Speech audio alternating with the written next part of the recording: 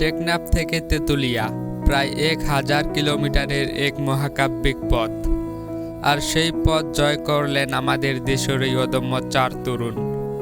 গত 21 এপ্রিল টেকনাফ থেকে শুরু হওয়া এই রোমাঞ্চকর যাত্রা শেষ হয় দীর্ঘ 17 দিন 14 ঘন্টা পর। 3 তরুণের দৌড় আর 1 তরুণের সাইকেল সাপোর্টে পরিচালিত এই যাত্রা ছিল শারীরিক সক্ষমতা, ধৈর্য আর দৃঢ় ইচ্ছাশক্তির এক অনন্য পরীক্ষা। পথটা মোটেও সহজ ছিল না। প্রখর রোদ, মুষলধারে বৃষ্টি আর রাতের নির্জনতা পেরিয়ে তারা এগিয়ে গেছেন নিরন্তর। এমনকি যমুনা নদীর প্রায় 5 কিলোমিটার পথ তারা সাঁতরে পাড়ি দিয়েছেন। কিন্তু প্রশ্ন হচ্ছে, কেন এই কষ্ট?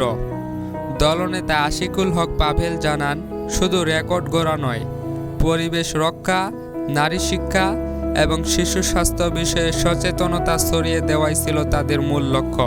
পাশাপাশি নিজেদের আন্তর্জাতিক আয়রন ম্যান প্রতিযোগিতার জন্য প্রস্তুত করাও ছিল এই অভিযানের অন্যতম উদ্দেশ্য। অবশেষে গত 8 মে শুক্রবার বিকেলে তারা পৌঁছান বাংলাবান্ধা 0 পয়েন্টে। তাদের হাতে ছিল লাল সবুজের পতাকা আর হৃদয়ে ছিল অসম্ভবকে সম্ভব করার এক অনন্য তৃপ্তি। Duty run for Bangladesh Teknaf to Tetulia running journey আজকে হচ্ছে 18তম দিন সম্পূর্ণ হলো। সো আমরা এখন হচ্ছে অবস্থান করছি 0 পয়েন্টে, বাংলাবান্ধা 0 পয়েন্ট। সো সবকিছু মিলায় হচ্ছে আমরা সুস্থ আছি।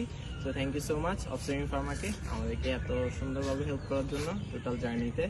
সো ডিউটির ফিট থাকুন, এগিয়ে চলুন। এই 4 তরুণ প্রমাণ করলেন, ইচ্ছা শক্তি থাকলে জয় করা যায় যে কোনো দূরত্ব। জমির উদ্দিন, আলোকিত পঞ্চগড়।